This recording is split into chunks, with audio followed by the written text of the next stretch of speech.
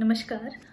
हम हिंदी साहित्य के इतिहास की बात कर रहे हैं और जो इस श्रृंखला में इस विषय का जो अध्ययन कर रहे हैं वो आपके एमए पूर्वार्ध का एक प्रश्न पत्र है।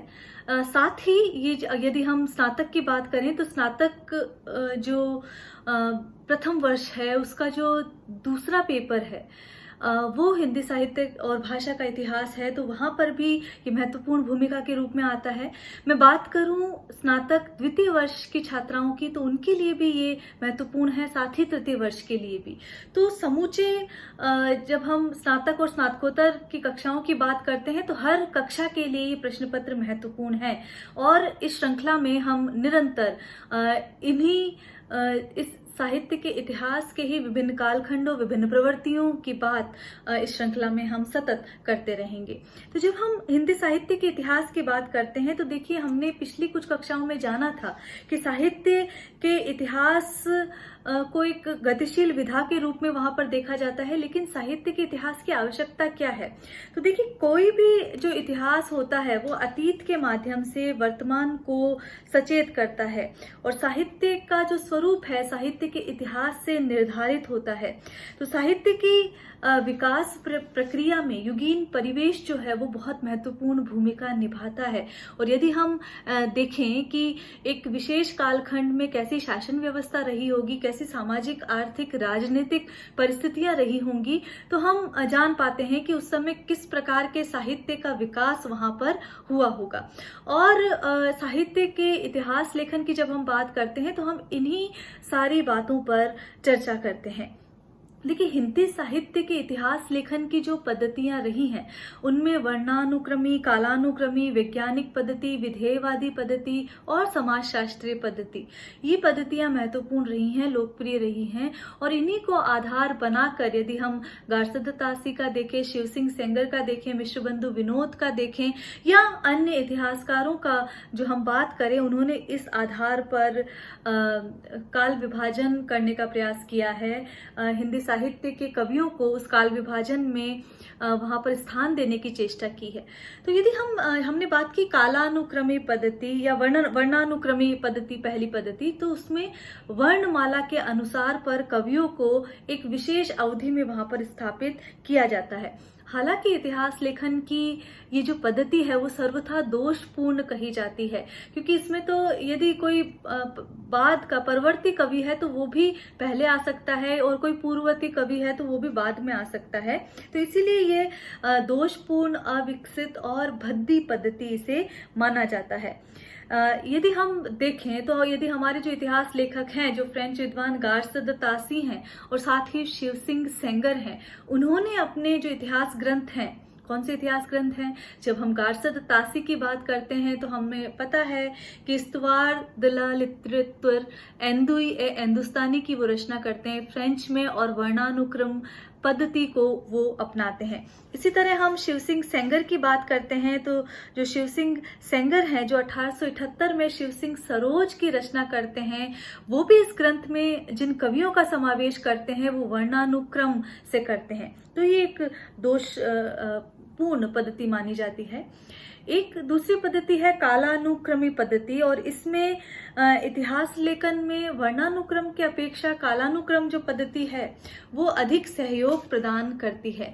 यदि हम इसमें देखें तो ऐतिहासिक कालक्रम का यदि निर्धारण किया जाए तो उससे भी अपनाने में एक समस्या आती है कि किस तिथि को आखिर मूल आधार के रूप में अपनाया जाए। तो यद्यपि ये भी साहित्य इतिहास की दृष्टि से, उसको युक्ति से सर्वथा सफल पद्धति तो नहीं कही जा सकती, फिर भी इस पद्धति का उपयोग कई इतिहासकार करते हैं।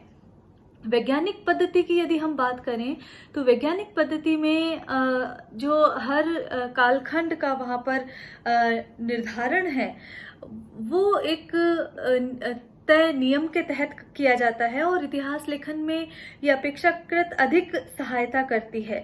यदि हम वैज्ञानिक पद्धति की बात करें तो वहां शोध को और वैज्ञानिक दृष्टि को प्रधानता दी जाती है।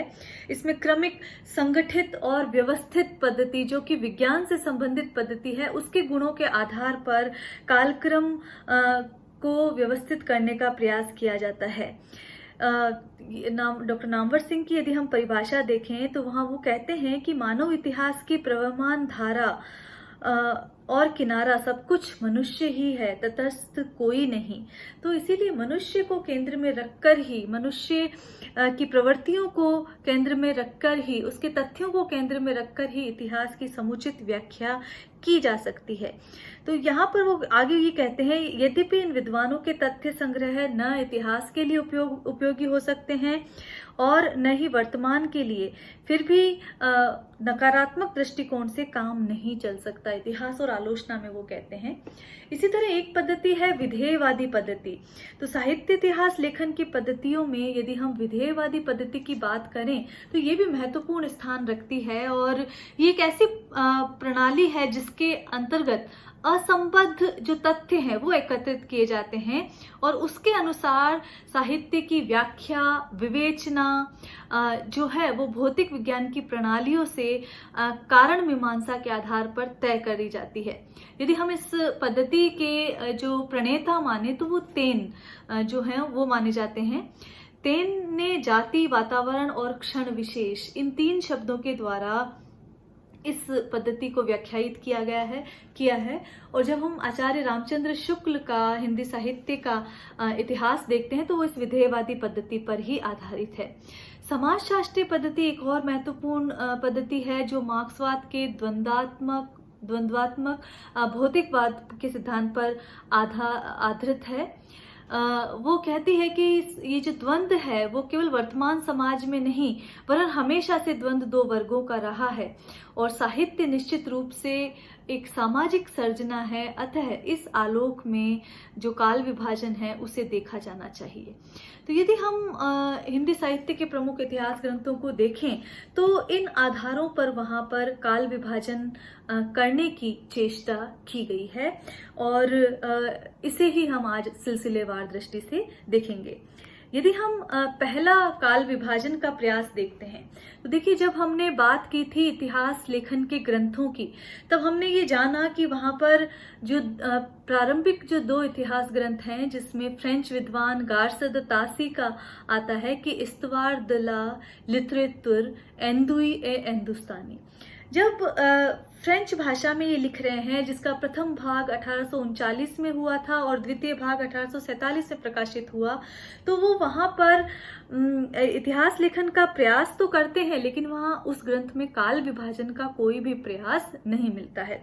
इसी तरह जो शिवसिंह सेंगर 1883 ईस्वी में शिवसिंह सरोज की रचना करते हैं, उसमें भी वो वर्णानुक्रम में कवि तो रख देते हैं लेकिन काल विभाजन करने का कोई भी प्रयास वो वहां पर करते हुए दिखाई नहीं देते हैं।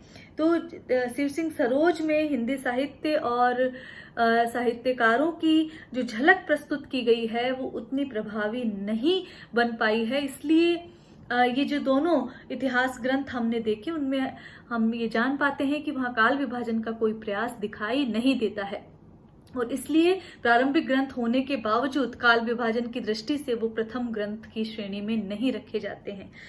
The modern vernacular literature of Hindustan की बात यदि हम करें तो जो डॉक्टर जॉर्ज अब्राहम ग्रियर्सन है इस ग्रंथ में वो काल विभाजन का प्रथम प्रयास वहां पर करते हुए दिखाई देते हैं। इसमें उन्होंने यद्यपि इसमें उन्होंने बहुत कुछ नया नहीं किया है, 951 कवि जरूर लिए हैं और उसमें से भी जो 886 कवि जो हैं उन्होंने शिवसिंह सरोज से लिए हैं, हूबहू लिए हैं। और इस ग्रंथ में हिंदी साहित्य के विकास क्रम का यदि हम निर्धारण देखें तो वो चारण काव्य, धार्मिक काव्य, प्रेम काव्य और दरबारी काव्य इस दृष्टि से वो करते हैं। और इसके साथ ही यदि हम इसके काल विभाजन को देखते हैं तो उसमें वहां पर वो मुगल दरबार, कंपनी के शासन में हिंदुस्तान, महारानी विक्टोरिया के शासन में हिंदुस्तान, 18वीं शताब्दी का हिंदुस्तान, इस तरह से और कुछ कालखंड व्यक्ति विशेष के पर आधारित जैसे मलिक मोहम्मद जायसी की प्रेम कविता, तुलसीदास, इस आधार पर वो काल विभाजन की चेष्टा करते हैं।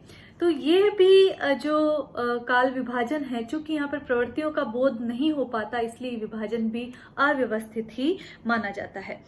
फिर आते हैं मिश्र बंधु, जिसमें श्री गणेश बिहारी मिश्र, श्री श्याम बिहारी मिश्र और शुकदेव बिहारी मिश्र प्रमुख हैं। जब हम मिश्र बंधुओं की बात करते हैं तो मिश्र बंधु विनोद जो ग्रंथ है वो 4 भागों में लिखा गया है, मिश्र बंधु विनोद। और इसके प्रथम जो 3 भाग हैं वो 1913 में प्रकाशित होते हैं, ये आपको ध्यान रखना है। और जो चौथा भाग है वो 1934 ईस्वी में प्रकाशित होता है। तो ये प्रश्न बनता है कि जो प्रथम 3 भाग है वो 1913 में और जो चौथा भाग है वो 1934 में प्रकाशित होता है। साथ ही जो 3 बंधु हैं, ये मिश्र बंधु जिसके आधार पर नाम दिया है, तो श्री गणेश बिहारी मिश्र, श्याम बिहारी मिश्र और शुकदेव बिहारी मिश्र, इस आधार पर देखिए यहाँ पर जो पहला वैज्ञानिक तरह का जो प्रयास करते हैं काल विभाजन का, वो मिश्र बंधु करते हुए दिखाई देते हैं। और उन्होंने पूरे हिंदी साहित्य के कालखंड को 5 कालखंडों में स्वीकृत किया है। देखिए जो प्रारंभिक कालखंड हैं, चाहे वो उसे पूर्व, माध्यमिक और उत्तर यदि हम कहें, तो इन तीनों को उन्होंने फिर से 2-2 कालखंडों में विभाजित किया है। जैसे कि प्रारंभिक काल को पूर्व प्रारंभिक काल, जिसमें 643 ईस्वी से 1286 ईस्वी तक की बात कर रहे हैं। फिर उत्तर प्रारंभिक काल, जिसमें 1287 से 1387 ईस्वी तक की बात कर रहे हैं। पूर्व माध्यमिक काल, जिसमें 1388 से 1503 ईस्वी तक की बात कर रहे हैं। प्रौढ़ माध्यमिक काल, जिसमें 1504 से 1624 ईस्वी तक बात कर रहे हैं। फिर पूर्व अलंकृत काल, जिसमें 1624 से 1633 ईस्वी तक की बात कर रहे हैं।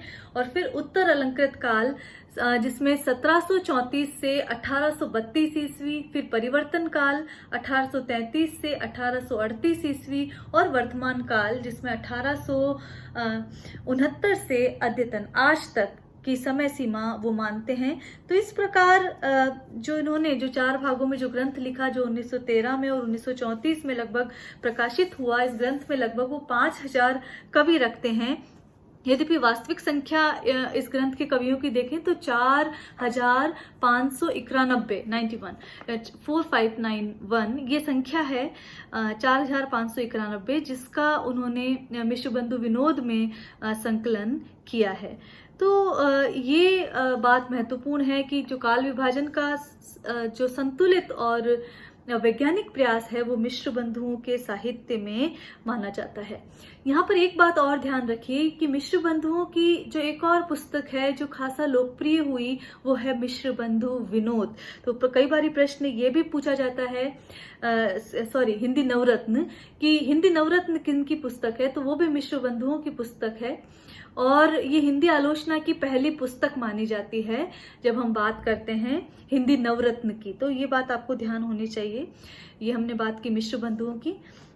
इसके बाद यदि हम देखें तो आचार्य रामचंद्र शुक्ल जो हैं, वो इतिहास ग्रंथ लेखन का जो महत्वपूर्ण प्रयास करते हुए जान पड़ते हैं। शुक्ल जी का जन्म, जैसा कि हमें पता है, 1884 ईस्वी में हुआ। और उन्होंने हिंदी साहित्य का सर्वप्रथम सुव्यवस्थित, वैज्ञानिक, सर्वमान्य और लोकप्रिय जो इतिहास ग्रंथ लिखने का जो श्रेय जो जिसको जाता है वो आचार्य रामचंद्र शुक्ल हैं। ये ग्रंथ यदि हम देखें तो मूल रूप से 1929 ईस्वी में हिंदी शब्द सागर की भूमिका के रूप में हिंदी साहित्य के विकास के नाम से छपा। और छपा कहाँ से था? काशी नागरी प्रचारणी सभा काशी द्वारा ये प्रकाशित किया गया।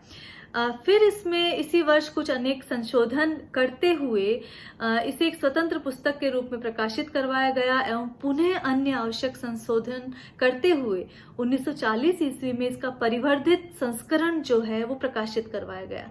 तो यदि हम हिंदी शब्द सागर ग्रंथ की रचना में देखें तो आचार्य रामचंद्र शुक्ल, श्याम सुंदर दास और रामचंद्र वर्मा का महत्वपूर्ण योगदान माना जाता है। और जब हम हिंदी साहित्य के इतिहास की बात करते हैं तो आचार्य रामचंद्र शुक्ल इसमें विधेयवादी पद्धति को अपनाते हैं। देखिए इस इतिहास ग्रंथ में भी लगभग 1000 कवियों का विवेचन किया गया है तथा साथ साथ समालोचना और आधुनिक दृष्टिकोण से उन कवियों को रखने का प्रयास भी किया गया है। तो उन्होंने लगभग 1000 वर्षों की जो साहित्यिक परंपरा है उसको 4 कालों में विभाजित किया है, जिसमें पहला है वीर गाथा काल, जिसका समय है 1050 से 1375 संवत। भक्ति काल की जब हम बात करते हैं तो 1375 से 1700 विक्रम संवत। रीति काल की जब हम बात करते हैं तो 1700 से 1900 विक्रम संवत। और आधुनिक काल की जब बात करते हैं तो हम 1900 से अद्यतन की बात करते हैं। रीति काल 1700 से 1900 है और आधुनिक काल 1900 से अब तक है। इसी प्रकार जो महत्वपूर्ण इतिहास ग्रंथों की श्रेणी में जो इतिहास ग्रंथ आता है उसमें हजारी प्रसाद द्विवेदी वहाँ मुख्य भूमिका के रूप में आते हैं। और जब हजारी प्रसाद द्विवेदी जब ये इतिहास ग्रंथ लिखते हैं तो हिंदी साहित्य की भूमिका, हिंदी साहित्य का आदिकाल नाम से वो इतिहास ग्रंथ लिखते हैं। और हिंदी साहित्य उद्भव और विकास एक ग्रंथ ये भी लिखते हैं। हिंदी साहित्य की भूमिका यद्यपि 1940 में लिखते हैं। तो उन्होंने इतिहास लेखन में परंपरा का भी महत्व होता है, इस सिद्धांत को वहां प्रतिस्थापित करने की चेष्टा की। और हिंदी साहित्य उद्भव और विकास और हिंदी साहित्य का आदिकाल जैसे ग्रंथ यदि हम देखें तो उसमें आचार्य द्विवेदी के जो मौलिक विचार है वो बड़े संतुलित रूप से और पुष्ट होते हुए दिखाई देते हैं। उनमें तर्क, विवेक और अन्वेषण की जो स्थिति है वो स्पष्ट वहां परिलक्षित दिखाई देती है। तो ये हम कह सकते हैं कि आचार्य द्विवेदी की जो दृष्टि है वो युगनिष्ठ थी और उनके इतिहास में परंपराओं, प्रवृत्तियों और प्रेरणाओं का अध्ययन जो कि हो पाया है, जो कि शुक्ल में नहीं हो पाया था। तो इस दृष्टि से हजारी प्रसाद द्विवेदी के इतिहास ग्रंथ को महत्वपूर्ण माना जा सकता है। और उन्होंने, यदि हम उनके काल विभाजन को देखें तो जो आचार्य रामचंद्र का जो शुक्ल का जो कुछ सीमाएं रह गई थी उन्होंने उसको दूर करने का प्रयास किया। एक हद तक उस काल विभाजन को स्वीकार किया, लेकिन कुछ नई चीजें भी वहां पर रखी, जैसे कि वीर गाथा काल जो कि आचार्य रामचंद्र शुक्ल का सुझाया हुआ है। जब हम हजारी प्रसाद द्विवेदी की बात करते हैं तो वो इसे आदिकाल नाम देते हैं और इसका समय 1000 से 1400 ईस्वी तक रखते हैं। इसी तरह जो शुक्ल ने जिसे भक्तिकाल नाम दिया उसे वो पूर्व मध्यकाल नाम देते हैं, जिसे 1400 से 1700 ईस्वी रखते हैं। रीतिकाल को वो उत्तर मध्यकाल कहते हैं और 1700 से 1900 ईस्वी। और फिर चौथा जो कालखंड है वो आधुनिक काल, जिसमें 1700 से अद्यतन तक की बात की गई है। तो ये हजारी प्रसाद द्विवेदी की बात थी। और ये हमने देखा है 1900 से अद्यतन। देखिए, जब हम आधुनिक काल की बात करते हैं तो आधुनिक काल में न केवल जो कविता की बात करते हैं तो वहाँ हिंदी कविता का प्रादुर्भाव हुआ, साथ ही गद्य की अनेक विधाओं का भी प्रादुर्भाव हुआ। और जब हम हिंदी कविता के विकास क्रम को देखते हैं तो वहां पर फिर हिंदी कविता को हम भारतेंदु युग, द्विवेदी युग, छायावाद, प्रगतिवाद, प्रयोगवाद, नई कविता, साठोत्तरी कविता, अकविता, इन सरणियों में हम रख देते हैं। तो ये जो अगला विभाजन है, और जब हम आधुनिक काल की बात करते हैं तो आधुनिक युगीन हिंदी कविता का विभाजन ये आपके सामने यहाँ दिखाई दे रहा है। इसी तरह यदि हम गद्य की बात करें तो चूंकि गद्य में जब हम भारतेंदु युग से ही देखते हैं तो उपन्यास, कहानी, नाटक, रिपोर्टाज, एकांकी, नाटक, यात्रावृत और आत्मकथा लेखन, संस्मरणात्मक लेखन, ये सारी विधाएं वहां पर चलन में आती है, व्यवृत होती हैं, उनमें बहुत अधिक लेखन होता है। तो यहाँ पर गद्य की जब हम बात करेंगे तो उस विधा में जो महत्वपूर्ण हस्ताक्षर हुए हैं उनकी बात करते हुए हमने इसके प्रवृत्तिगत इतिहास को समेटने की चेष्टा की है।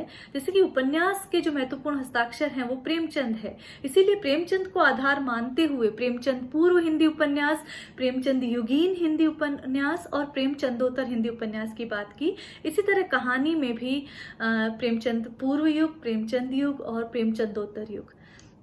कहानी में चूंकि विभिन्न कहानी आंदोलन भी चलते हैं, इसलिए हमें इन संख्याओं के आलोक में भी कहानी की विकास यात्रा को देखना पड़ेगा। और वहां हम नई कहानी, अकहानी, सहज कहानी, समानांतर कहानी, सचेतन कहानी और समकालीन कहानी की संख्याओं में इस विधा के विकास क्रम को देखते हैं। नाटक, चूंकि नाटक साहित्य में प्रसाद, जयशंकर प्रसाद का जो काम है वो अनूठा और अद्वितीय है, इसलिए वहां पर हम प्रसाद प्रसाद को एक मानक मानते हुए वहाँ प्रसाद पूर्व हिंदी नाटक, प्रसाद युगीन हिंदी नाटक और प्रसादोत्तर हिंदी नाटक की बात करते हैं। इसी तरह एकांकी में भी। आलोचना में बात करें तो जो चिंतामणि जो संकलन है आचार्य रामचंद्र शुक्ल का, महत्वपूर्ण है और उन्होंने आलोचना के क्षेत्र में बहुत महत्वपूर्ण काम किए हैं। इसलिए आलोचना को पढ़ते समय हम वहाँ शुक्ल पूर्व युग, शुक्ल युग और शुक्लोत्तर युग की बात करते हैं। इसी तरह जब हम आलोचना के भेदों को देखते हैं तो वहाँ स्वच्छंदतावादी, अस्तित्ववादी, मनोविश्लेषणवादी, मार्क्सवादी और नई समीक्षा और समकालीन समीक्षा इस दृष्टि में देखते हैं। निबंधों की जब हम बात करते हैं तो यूं तो कुबेरनाथ रॉय हैं और आचार्य रामचंद्र शुक्ल हैं, अजय प्रसाद द्विवेदी हैं, सभी निबंधकार हैं। लेकिन जो आचार्य रामचंद्र शुक्ल हैं उन्होंने बहुत महत्वपूर्ण निबंध लिखे हैं, इसलिए उन्हें एक मानक मानते हुए शुक्ल पूर्व युग, शुक्ल युग और शुक्लोत्तर युग इस तरह की बात हम करते हैं।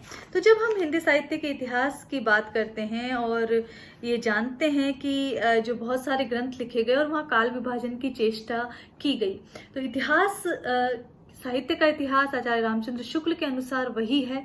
अंत में उनका ही जो उद्धरण है उसे दोहराने की आवश्यकता है कि साहित्य जनता की चित्त वृत्तियों का संचित प्रतिबिंब होता है।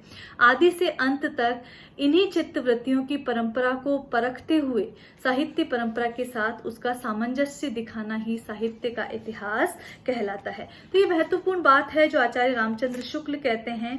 और जब हम आचार्य रामचंद्र शुक्ल के हिंदी साहित्य के इतिहास को पढ़ते हैं तो हमें बहुत सारी वहाँ पर वैज्ञानिक दृष्टि का पता चलता है, बहुत सारी किस प्रकार उन्होंने विधेयवादी पद्धति का प्रयोग किया हम सब ये जानते हैं। और वहाँ पर वैज्ञानिक जो दृष्टि है वो स्पष्ट दिखाई देती है। तो यहाँ पर अब अंत में मैं कुछ आपसे कुछ प्रश्न यहाँ पर रखना चाहूंगी जो कि इस विषय से संबंधित है। देखिए, जो पहला प्रश्न है यदि हम देखें तो सर्वप्रथम किस विद्वान ने हिंदी साहित्य का इतिहास लिखने की चेष्टा की? तो जब ऐसा प्रश्न आता है तो आप गारसद तासी का नाम लिखेंगे। यदि ये पूछा जाए कि पहला इतिहास ग्रंथ किस भाषा में लिखा गया तो वो आपको पता होना चाहिए, फ्रेंच भाषा में। और उसका क्या नाम था? तो वहाँ पर द इस्तवार द लिटरेचर द ला एंदुई ए हिंदुस्तानी ये इस ग्रंथ का नाम है। साथ ही यदि ये पूछा जाए कि हिंदी साहित्य इतिहास लेखन की परंपरा के प्रवर्तन का श्रेय किसको जाता है तो वहां पर भी यही सवाल का जवाब होगा गारसद तासी को। फिर प्रश्न ये बनता है अलग अलग जो इतिहास ग्रंथ है उनके समय का। तो ये पूछा जा सकता है कि शिव सिंह सेंगर द्वारा रचित जो इतिहास ग्रंथ है शिव सिंह सरोज वो किस वर्ष प्रकाशित हुआ? तो सन 1883 ईस्वी, ये आपको ध्यान रखना है। एक प्रश्न यूं पूछा जा सकता है कि सन 1888 में एशियाटिक सोसाइटी ऑफ बंगाल की पत्रिका के विशेषांक के रूप में हिंदी साहित्य के किस इतिहास ग्रंथ का प्रकाशन हुआ? तो वहां पर इस्तवार द ला लिटरेचर एंदुई हिंदुस्तानी को ना करके आप जो डॉक्टर ग्रियर्सन का ग्रंथ है उसे आपको करना है, जो एशियाटिक सोसाइटी ऑफ बंगाल में डॉक्टर ग्रियर्सन का the vernacular literature of Hindustan जो प्रकाशित हुआ। और इसके लेखक पूछे जा सकते हैं, जॉर्ज ग्रियर्सन है, तो ये आपको ध्यान रखना है। और ये 1888 में प्रकाशित हुआ। तो ये पूछा जा सकता है कि ग्रियर्सन ने जो इतिहास ग्रंथ लिखा जो कि एशियाटिक सोसाइटी ऑफ बंगाल के तहत आया वो किस भाषा में है? तो अंग्रेजी भाषा में लिखा गया है। पूछा जा सकता है कि मिश्र बंधुओं द्वारा रचित जो इतिहास ग्रंथ है उनका क्या नाम है? तो मिश्र बंधु विनोद आप नाम देंगे। और इसकी सर्जना पूछी जा सकती है 1934 में पूछी जा सकती है। तो मिश्र बंधु के नाम से जैसा कि हमने बताया कि 3 भाई माने जाते हैं और अक्सर ये प्रश्न पूछ लिया जाता है कि जो तीसरे भाई हैं यदि 2 भाइयों के नाम बता दिया जाए कि श्याम बिहारी और सुखदेव बिहारी मिश्र हैं तो तीसरे भाई कौन है? तो गणेश बिहारी मिश्र। ये ध्यान रखिए, यूं तो ये 4 भाई थे लेकिन जिन्होंने सृजन किया है वो 3 भाई हैं। तो ये आपको ध्यान रखना, ये प्रश्न पूछा जाता है। जो अंतिम हमने कोटेशन यहाँ पर लिख रखा है, साहित्य जनता की चित्त वृत्तियों का संचित प्रतिबिंब है। आदि से अंत तक इन्हीं चित्त वृत्तियों की परंपरा को परखते हुए साहित्य परंपरा के साथ साथ उसका सामंजस्य दिखाना ही साहित्य का इतिहास है। ये किसका कथन है? आचार्य रामचंद्र शुक्ल का कथन है, ये ध्यान रखना है। हिंदी साहित्य का इतिहास जो है किसका है? आचार्य रामचंद्र शुक्ल का। यदि इस पुस्तक की बात करें तो किसकी भूमिका के स्वरूप में लिखा गया? तो ये हिंदी शब्द सागर की भूमिका के रूप में लिखा गया। तो ये बातें आप ध्यान रखें। साहित्य इतिहास से संबंधित ये कुछ प्रश्न हैं, पूछा जा सकता है। हिंदी साहित्य की भूमिका किसका ग्रंथ है? तो आचार्य हजारी प्रसाद द्विवेदी का ग्रंथ है, यह आपको ध्यान रखना है। आचार्य हजारी प्रसाद द्विवेदी का एक कोटेशन है जो पूछा जाता है कि मैं इस्लाम के महत्व को भूल नहीं रहा हूं, लेकिन जोर देकर कहना चाहता हूं कि अगर इस्लाम ना आया होता तो भी इस साहित्य का रूप बाहर आना वैसा ही होता जैसा आज है। ये आचार्य हजारी प्रसाद द्विवेदी का कथन है। उनके पूर्वाग्रहों पर ये टिप्पणी है जो उनकी आती है और ये महत्वपूर्ण टिप्पणी है।